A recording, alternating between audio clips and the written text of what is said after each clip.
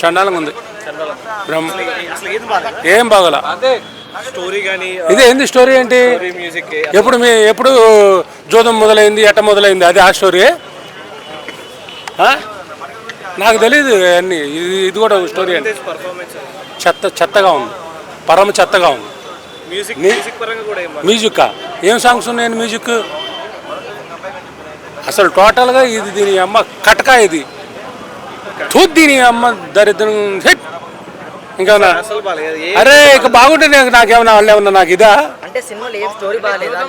ఏం బాగోలేదే. జోదం అసలు ఆడిందే లేదు. జోదం అసలు 4 పేక ముక్కలు నేను పేకట బాగా ఆడతా. ఏది చేతిలో పేక లేదు, 3 ముక్కలు లేదు, ఏమి లేదు, ఏం లేదు. ఎప్పుడు ఒక ఐడియా ఎక్కడెక్కడో ఏది సినిమాలో, ఇక సినిమాలాగా చూస్తే సినిమా అంతే. స్నేహితుల సినిమా మాత్రం బూస్ బాన్స్ వస్తున్న సినిమా చూస్తుంటే అసలు చెప్పాలంటే మెగా ఫ్యామిలీ నుంచి మళ్ళీ ఒక మన వరుణ్ తేజ్ గారి యాక్టింగ్ చూస్తే మాత్రం ఇచ్చి పడేసిండు. అసలు ఎక్కడ కూడా తగ్గలేడు వరుణ్ తేజ్ గారు. అసలు ఆయన యాక్టింగ్ చూస్తే మాత్రం బూస్ బాన్స్ వస్తున్నాయి. ఇది మన నెక్స్ట్ లాస్ట్ టైం ఒక సినిమా వచ్చింది, మన బండ్లగన గణేష్ సినిమా ఒక సినిమా వచ్చింది కదా, గద్దలకొండ గణేష్. ఆ సినిమా కంటే ఈ సినిమాలో యాక్టింగ్ మాత్రం ఇరగదీసినా. నిజంగా చెప్తున్నా, ప్రతి సీన్ చూసినా నువ్వు ఎంజాయ్ చేస్తావు, ఎక్కడ నీకు బోరింగ్ అని లేదు. మళ్ళీ సెకండ్ పార్ట్ తెలియదు ఇక్కడ నుంచి మళ్ళీ దుబాయ్ పోతాడు. మళ్ళీ సెకండ్ పార్ట్ సినిమా తీస్తే ఇంకా హైలైట్ ఉంటుంది. డైరెక్టర్ గారు తీసిండు, బాగా తీసిండు. ఇంకా బాగా తీస్తుంటే సినిమా మాత్రం ఇంకొక లెవెల్లో ఉంటుండే, ఒక కేజీఎఫ్ లెవెల్లో ఉంటుండే. ఆడికైనా బాగా పర్వాలేదు. బ్యాక్గ్రౌండ్ మ్యూజిక్ కానీ, స్క్రీన్ ప్లే కానీ, డైరెక్షన్ కానీ చాలా బాగా చేసిండు డైరెక్టర్ గారు.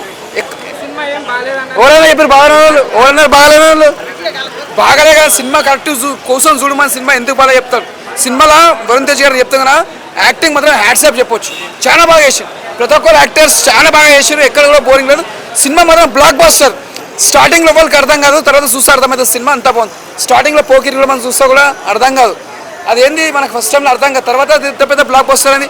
ఈ మట్కా సినిమా కూడా అట్లా బ్లాక్ బస్టర్ అవుతుంది. ఫస్ట్లో వాళ్ళకి అర్థం కాదు, సెకండ్ చూస్తే మాత్రం బ్లాక్ బస్టర్. ఇంకోటి చెప్పాలంటే మెగా ఫ్యామిలీలో మంచి హీరో అని చెప్పొచ్చు. మళ్ళీ ఒక మెగాస్టార్ తర్వాత, మళ్ళీ రామ్ చరణ్ తర్వాత, పవన్ కళ్యాణ్ తర్వాత అంటే వరుణ్ తేజ్ మళ్ళీ ఒక మంచి నటుడు అని చెప్పొచ్చు. మెగా ఫ్యామిలీ నుంచి మంచి బ్లాక్ బస్టర్ మూవీ. సూపర్.